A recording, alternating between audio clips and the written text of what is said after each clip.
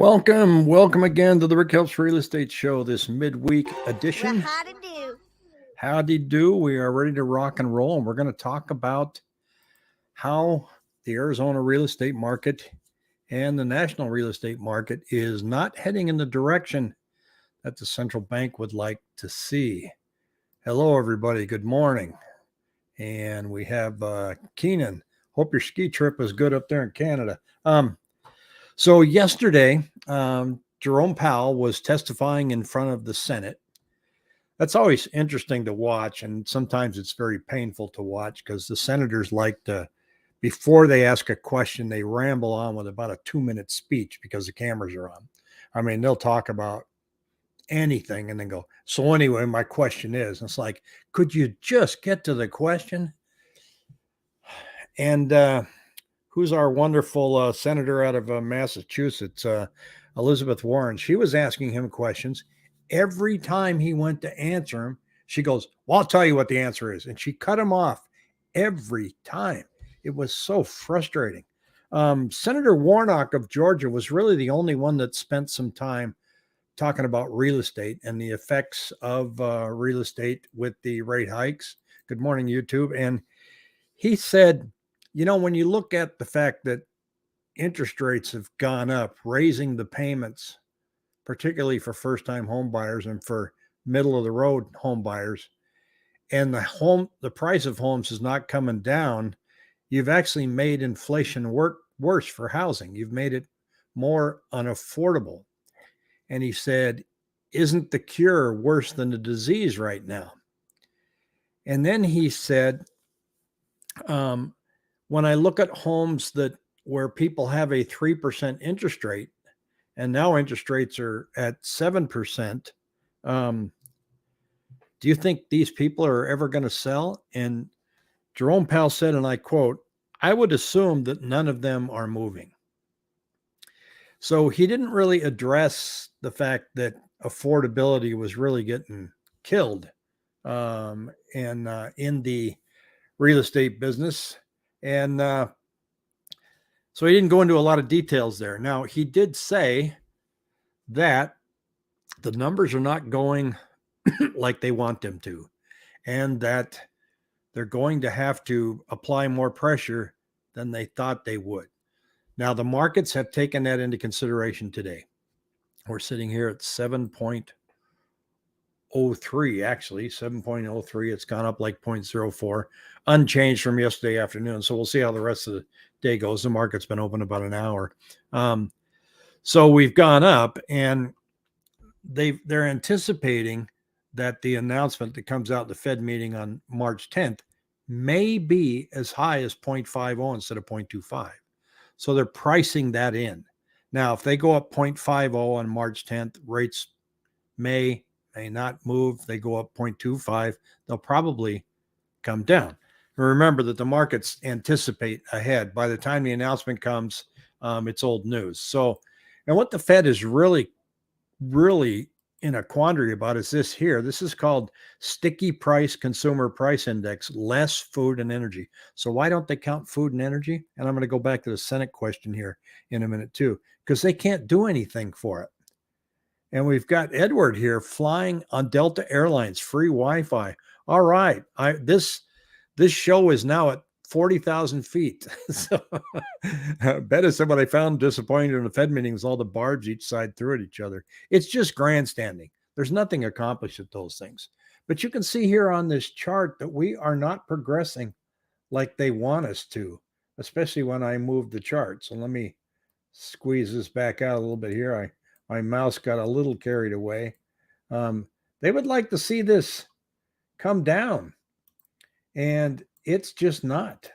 And my red marker's not working on this one. So the reason that they don't count food and energy is they can't do anything about it. The Fed can't change the price of fuel, and they can't help lower the price of food. And lo and behold, one senator got on there and tried to grill him, and he said, talking about climate change policies, and he started grilling him on, do some of these climate change policies, are they adding to inflation? And do you think that we should have more domestic oil production so that we can help lower the price of fuel. And he snapped back at him and said, that's not my job. That's the job of Congress. That's the Treasury Department. That's not our job. So he hit him pretty hard. I thought that was kind of fascinating. But here's what's happening now. And this is why the central bank says, well, it's not quite working as fast as we thought it would. Now, when you look at the amount of money that they're taking out, M2 of the money circulation, that takes about 12 to 18 months to show up. So there is a concern that the moves they're making now won't show up until later. And by the time the moves start showing some results that they're hoping for, it may be too late for them to keep the slide from continuing.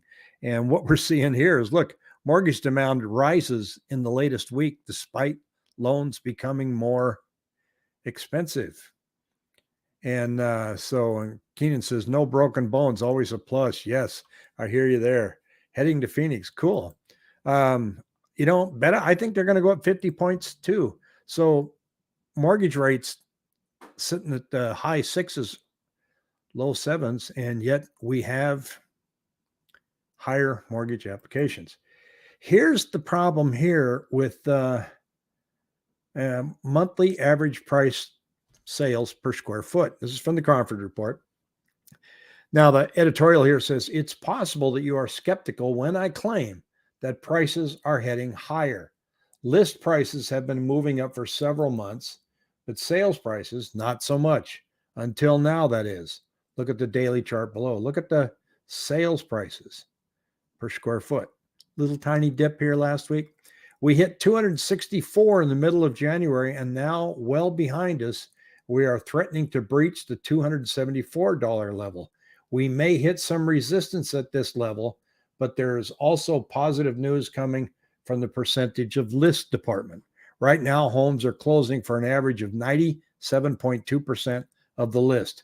This is well up from 96.5 we saw during January and the best reading since October. The Federal Reserve will likely not like these signs as they want prices to come down. This may result in interest rates moving higher again. This may suppress demand, but it may also make buyers think current rates are better than the future, justifying a purchase decision now rather than later. That could be a wise move if both prices and payments rise. And Tyler says, stay at 2.5. Just him saying he might already crash. Just him saying he might already crash the market yesterday. It's pretty bad. I don't know what that stream element spot is there. Now, they said something right here that said that perhaps people are rushing to buy now for fear that rates are going to be higher down the road. Zillow came out with their forever, always track record of predictions. I say that tongue in cheek. And they actually came out and said that by 2027, they expect prices to be up in the middle of the road pricing tier by 40%.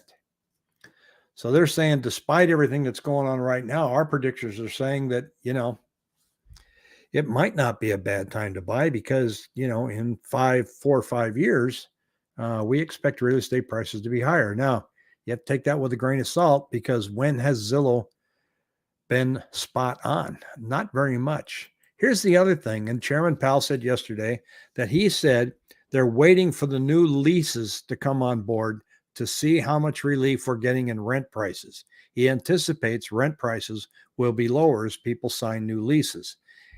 And basically saying doesn't really expect them to be much lower, but he expects the rate of ascent, the inflation in rentals, to be starting to subside. And we can see here in Phoenix, well, that has happened a little bit. We hit a peak of $1.40 per square foot, came down to $132, now at $134. So we're not seeing a whole lot of relief in rentals. And Keenan here says, wonder if the Fed's going to realize they don't have a handle on this unique inflation, the only tool they have to use. He did mention that they have a lot of tools that they're using, and he didn't really go into details. So they've got more than just raising things 0.25 and 0.50. You look at the amount of money too, and the amount of percentage of how much they're pulling back It's enormous, but he didn't share that. And good morning, Jason. Um, Tyler says Zillow can't predict 6 months out, and they try for years. I know it's funny to watch.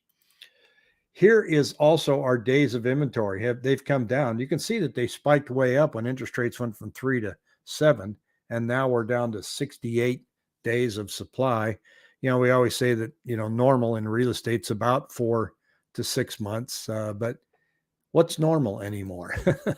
Bettis says, I didn't look at my portfolio yesterday. House prices still in the ludicrous zone in Sierra Vista area. Scratching my head, but they're selling. It is. I thought for sure you get up in the high sixes and boom, down goes Fraser, but we're not seeing it. Another thing I want to talk to you guys about today, I mentioned yesterday about the Bonanza house built by Lorne Green to look just like the Bonanza house in the movie. I found out some interesting stuff, and I actually went there yesterday.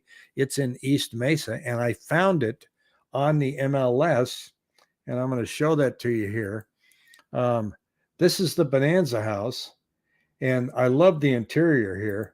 This is the old big stone fireplace that they had in the television series, and then they have they actually have cardboard cutouts of there's Haas and there's Joe, and then they have, see the staircase that goes up here. Well, in the television series, what's interesting is here's the history of this place.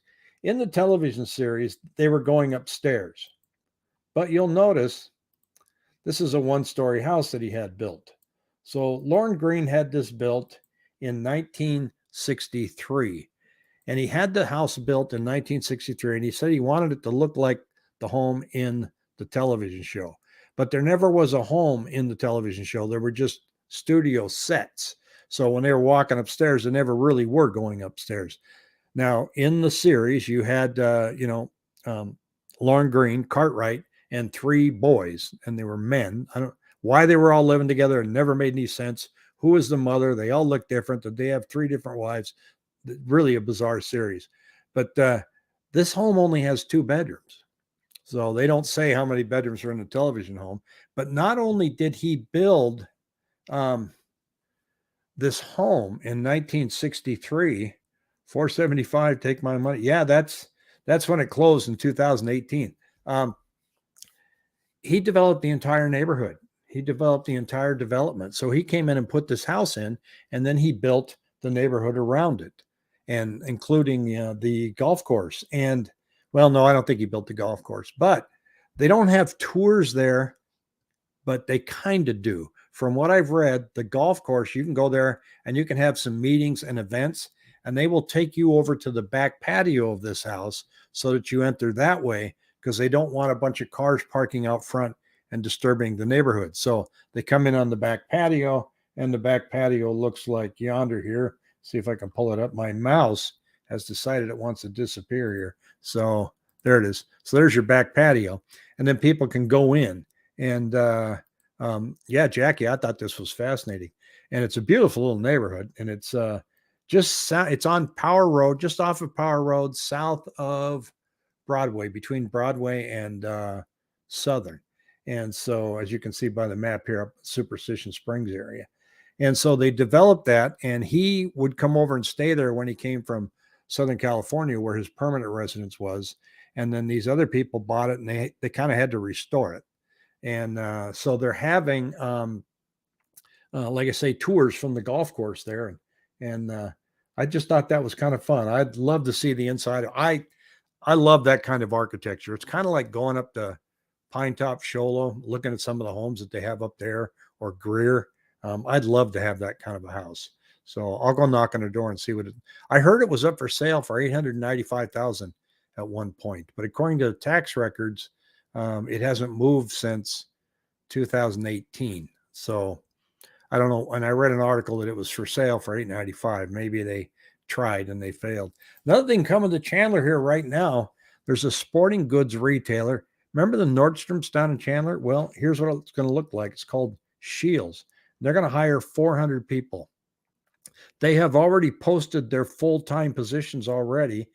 The minimum wage that they see that we have there for this place is $17.50 an hour. So they've got all kinds of positions, and it's on their website. You can look up Scheels, Sheels, and it's funny to see what a huge building that is. It's going to have a Ferris wheel inside of it, and their whole concept is that they're going to be very entertaining. I mean, they realize a lot of things they have in their store that you can buy online, but they want this to be a destination and an event. So it looks like it's going to be a really cool store, and I can't wait for it to open so I can drive down there and see it.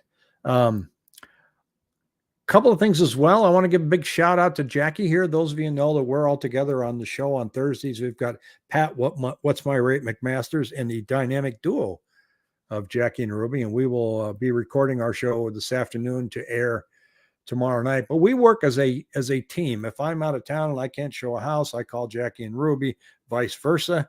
And just want to give her a shout out for doing really a fantastic job with two people that I was not able to help because I was going down to Mexico. And Jackie, you just nailed it.